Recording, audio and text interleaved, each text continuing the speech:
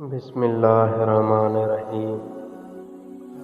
حضرت موسیٰ علیہ السلام کے زمانے میں ایک مجذوب خدا تعالیٰ کا عاشق صادق بکریاں چرایا کرتا تھا اور پہاڑوں کی گاٹھیوں میں مخلوق سے دور عشق الہی میں چاک گریباں رویا پھرتا تھا اور حق تعالیٰ سے درخواست کرتا تھا کہ اے خدا، اے میرے اللہ، آپ مجھ کو کہاں ملیں گے؟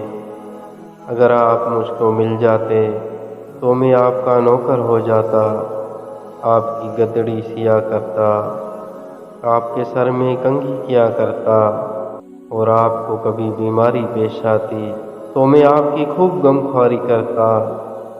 اے اللہ، اگر میں آپ کا گھر دیکھ لیتا تو صبح و شام آپ کے لیے گھی دودھ لایا کرتا اور آپ کے ہاتھ کو بوسہ دیتا اور آپ کے پیروں کی مالش کیا کرتا، اور جب آپ کے سونے کا وقت ہو جاتا تو آپ کے سونے کی جگہ کو جھاڑو سے خوب صاف کرتا۔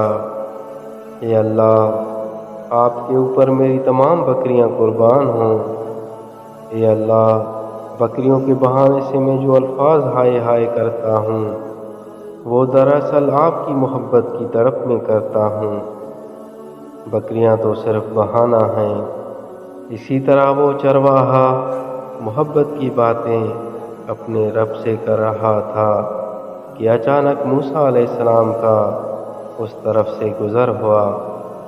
حضرت موسیٰ علیہ السلام نے جب یہ باتیں سنی تو ارشاد فرمایا کہ اے چرواہے، کیا حق تعالیٰ کو نوکروں کی ضرورت ہے یا ان کے سر ہے کہ تو بالوں میں کنگھا کرے گا؟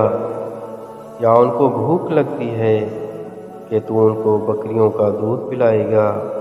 حق تعالیٰ کیا بیمار ہوتے ہیں جو تو ان کی غمخواری کرے گا؟ اے جاہل، حق تعالیٰ کی ذات نقصان و احتیاج کی تمام باتوں سے پاک و منزہ ہے۔ تو جلد توبہ کر، تیری ان باتوں سے کفر لازم آتا ہے۔ بے عقل کی دوستی عین دشمنی ہوتی ہے۔ حق تعالیٰ تیری ان خدمات سے بے نیاز ہیں۔ اس چرواہے نے حضرت موسیٰ علیہ السلام کی یہ باتیں سنی تو بہت شرمندہ ہوا اور غلبہ خوف ویاس اور شدت حزن و اضطراب سے گریبان پھاڑ ڈالا اور روتا ہوا جنگل کی طرف بھاگ گیا۔ حضرت موسیٰ علیہ السلام پر وحی نازل ہوئی۔